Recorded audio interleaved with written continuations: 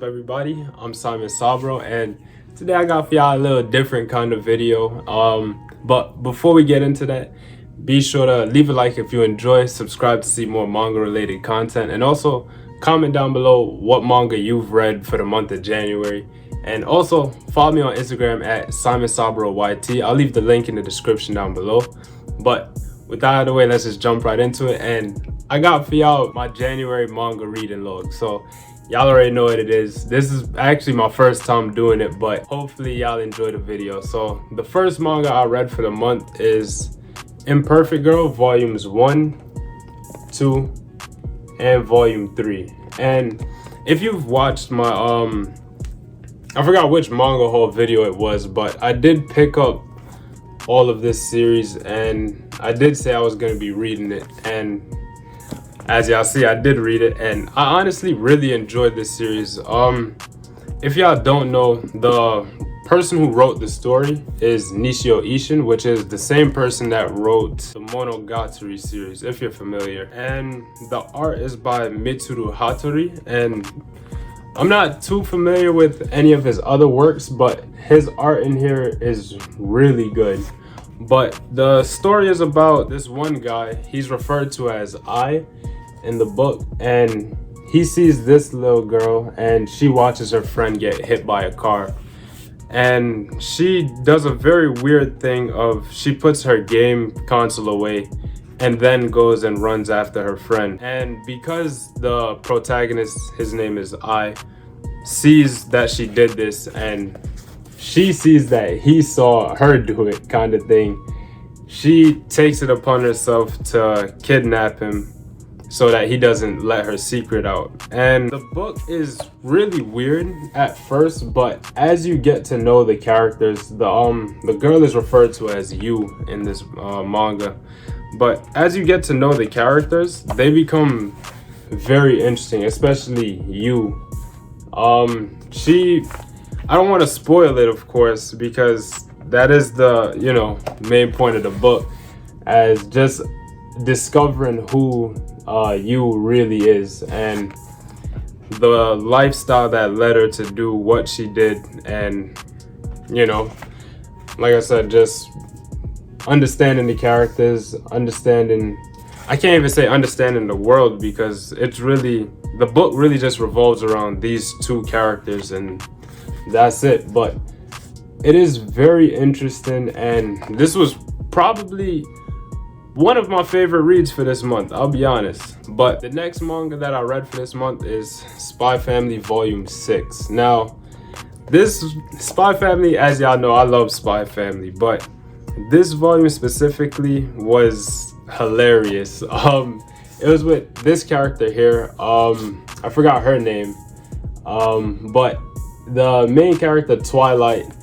I'm hoping y'all know about Spy Family already, so I don't have to explain too much of it. But this is our main character, Twilight, and he has a mission to get a painting, and she has to help him get the painting. And to do that, they participate in a tennis match, like an underground tennis match.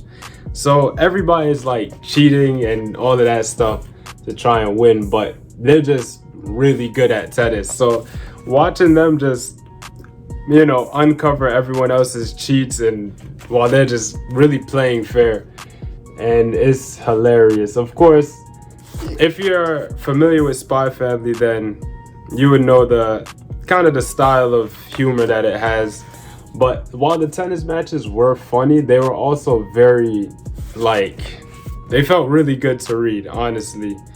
And I don't want to talk too much about it because I don't know if you've read it yet or if you're interested in Spy Family, but would recommend it. But I did enjoy reading this volume. But another manga that I read for this month was Kaiju No. 8 by Naoya Matsumoto. And I'm not gonna really even talk about it in this video at all, because I have an entire video where I talk about Kaiju No. 8. I'll also leave the link for that in the description, so be sure to check that out after you finish watching this video, of course. But I gave Kaiju No. 8 its praise already, up and down, so I'm not going to talk about it too much in this video. So after Kaiju No. 8, we have Zom 100 Bucket List of the Dead Volume 4. And if y'all know, Zom 100 is a series that I give a lot of praise to because I just enjoy the characters and the way the world is set up in this manga, as well as the art and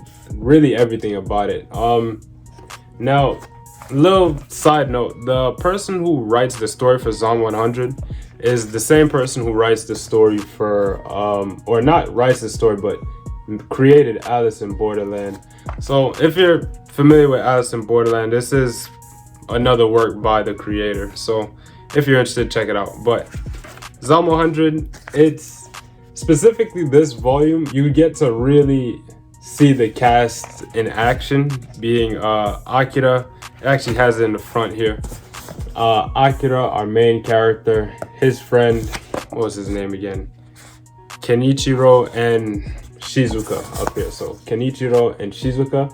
And it also introduces a new character whose name I forgot, but it's this character on the cover here, who is a British or a foreigner, and her name is Beatrix. So, but she's like really fascinated with Japanese culture, and actually they do a really cool thing here where when Beatrix talks, hopefully you could see it well, but she'll talk in a way where, like, if you were to read it in an accent, you would get it. Hopefully that made sense. If you see it, you'll know what I mean. But it really adds life to the character, and it's not something I really see done very often, but it adds a new character to the cast, and she's, so far, I wouldn't say she's as funny as, you know, the other three characters, specifically Akira and his friend, but I will say that she does still add her own form of comedy to the manga, and this volume specifically actually has a lot more story in it as opposed to, well, it has comedy too, of course, but it has a decent amount of story in it with Akira, the main character, going back and meeting his family. So that's really cool, but as usual, it's just the crew going on adventures and trying to do whatever they can before they get turned into zombies. So this one specifically, they go to a hot spring. I'm not gonna get too much in depth, but if you know, you know. The next manga I read is Gigant Volume 6, and Gigant is created by Hiroya Oku, which is the same person who made Gantz. But as I've said before, this volume or this manga isn't anywhere as good as Gantz, I'll be honest. But, and I would even go as far as to say it's really not that good, honestly. However, it is still hilarious and just bizarre and absurd at a lot of different points. But this volume felt more so like kind of like a filler episode, but not really. Like the main character and the main character's name is Ray, and his girlfriend Papiko kind of just go on just a little vacation to take a breather from all of the fighting and the, you know, everything really. If you're familiar with Gigant at all, then you would know what I'm trying to get at. But the art in here is good. You get to know a lot more about the characters as well as their relationship with each other. And on an emotional level, this book, or this volume specifically, had a lot going on. I'm not gonna get too much in depth because if you plan on reading it, then I would hope, you know, I gotta save a little something for y'all to see for yourself. But I would still, despite me saying it's not really that good, especially like I said compared to Gantz, but even just in general, I wouldn't say Gigant is like a really good manga. But if you just want something that's just really absurd or just really weird, I would definitely recommend Gigant. But after that, I did read Pleasure and Corruption Volume 1. Now, this manga is, like I said when I picked it up in a manga haul, it was a blind recommendation from a friend, and I thought they were like just kind of trolling. And honestly, this manga is, I enjoyed this a lot more than I thought I would, honestly. It's kind of similar to The Flowers of Evil, in the sense where the main character is kind of learning about himself through a female that has also a very twisted and perverted mind. And in that aspect, it's very similar to the Flowers of Evil, but it's about our main character. I forget his name. I'm sorry, I forget really every character's name, but this guy right here, and he's, as with Japanese schools, sorry, his name is Zen, but as with a lot of Japanese schools, the students become very overwhelmed with exams. So the way he kind of vents his frustration is from taking pictures of girls' underskirts. And he tries to do it to this one female, and she catches him, and they kind of work out a deal in order for her to not tell on him. And that deal is that she is gonna tie him up whenever she feels like it. And it's a very, like I said, weird manga, very weird manga, but it's a lot more interesting than I really thought it would be. And I'm really excited to read the rest of volumes that are currently out. I want to say there's 4 total, and I am very excited to read them because, like I said, it's just a manga about self-discovery through someone else. And like I said, he's just learning about himself in ways that he never thought he would because of someone else. And I find that very interesting, honestly. But I don't want to talk too much on it.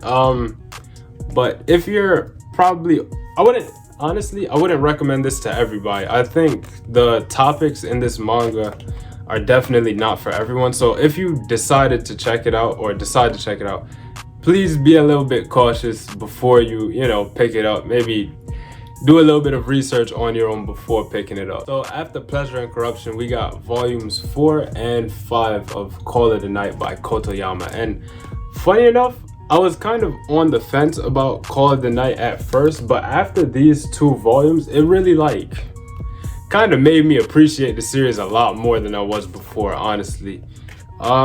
If you don't know, Call of the Night is about our main character Ko and Nezuna.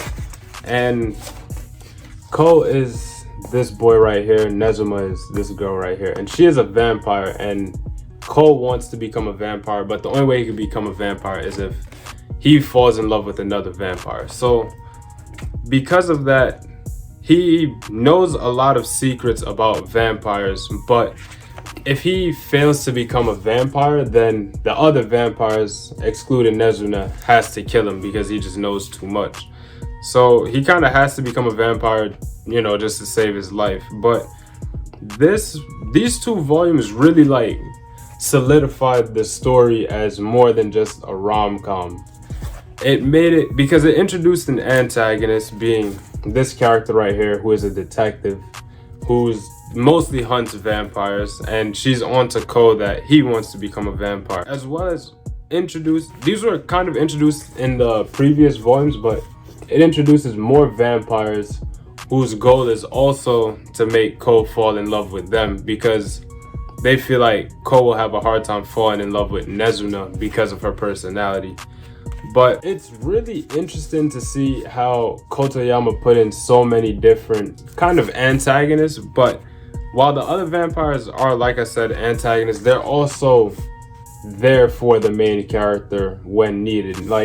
They're not doing anything to stop them from their goal, but kind of just in the way at some points. Not all of them, but some of them. But I say this a lot, but the art in here is really good. And like I said, it was the main reason I even picked up this manga to begin with. And I am honestly glad that I picked it up, because this is it's becoming a good story. In all honesty, it's becoming a really good story as you see the characters, specifically, like I said, Ko and Nezuna, begin to just bond with each other much more than in the first few volumes. And I don't know how long Kotoyama plans on making this series, but I'm glad to see that it is very interesting and, like I said, more than just a regular rom-com. But after Call of the Night, I did read Boys Run the Riot Volume 1 and Volume 2. And this is actually another one of my favorite manga that I've read for this month of January. Boys Run the Riot is about our character here, whose name I forgot, unfortunately. But they are, I don't want to mess up the term, but they were born as a female and believe that they are a male. And they hate wearing their school uniform because they feel like a female wearing it. Of course, in Japan, there's a very strict uniform regulation. But then there's this guy here, whose name I also forgot. But this guy here who wants to start a clothing brand, and him and the main character are both into clothes very heavily. So they, you know, kind of start that clothing brand. And as someone myself who's pretty into fashion, it does resonate with me to an extent. But the main purpose of the manga is really just self-identity. And I think that is that's a topic that usually takes my interest. And I feel like those manga are, like I said, really what interests me the most, honestly. And I believe the author is also a transgender. So them, you know, making a protagonist that's also transgender, that is very rare, honestly. And I think that's really cool. And I hope that more people can become open with themselves, especially if more manga like this start to come out. But Boys Run the Riot, like I said, it's one of my favorite manga that I've read for this month. And the final volume, volume 4, did just come out. And I am excited to pick up 3 and 4 so that I can finish all of this, really. Because, like I said, I just genuinely enjoyed these first 2 volumes so much. So the last of the manga that I've read for this month is volumes 1 and 2 of Can't Stop Cursing You. Now, volume 1 was a reread because, like I said, after it took very long for volume 2 to come out. I think it was like, it got delayed for a good minute. But Can't Stop Cursing You is a manga that I have been praising a lot, honestly. And it is very comparable to like Death Note. Off the top of my head, that's like the closest thing I could compare it to, where it's like a cat and mouse story with supernatural elements. The main character here, whose name I forgot, but he is a curse breaker, which is basically like a detective, but he's able to see who is, you know, the opposite of a curse breaker is a curse killer. And basically, when a curse killer kills somebody, they leave a stain or a remnant of, you know, the killing. And as a curse breaker, he's able to use those remnants to kind of get clues on who the killer is. So in volume 1 and also volume 2, it is kind of a not self-contained, but it finishes out an entire story arc in these volumes. But I'm gonna really talk about volume 2 because volume 1 was a reread. But is the new killer, the new curse killer, I don't remember the name. But you get to meet a couple of new characters, as well as, you know, building on the already existing characters. Like, this is a new character who is very important in this volume. Not gonna say why, but very important in this volume. And you kind of watch this character, who's, hopefully I can find a picture of him, but this character here, you get to watch him grow. And he was introduced in volume 1, but in this volume you start to feel like he's the actual main character and not so much the curse breaker. But he's a helper for the curse breaker, not by like any really, you know, special metric or anything. He just helps out because he has nothing better to do. But he starts to get actually more invested in curse killings and, you know, just that line of work. So he grows as a character a lot. And this volume was honestly very different compared to volume 1, Where volume 1 felt more like a cat and mouse story, this volume felt more like, if you're familiar with Batman, for example, like the Riddler's games, that's kind of the best example I can give off the top of my head. But it was more so they had a couple of clues and they had to use those clues to come to a conclusion. If you read it, it'll make a lot more sense, honestly. But this volume I really did enjoy, and it reminded me why I like this manga so much. And I would definitely recommend this manga a lot. Honestly, the art in here is really dark and really good, honestly, when it needs to be good.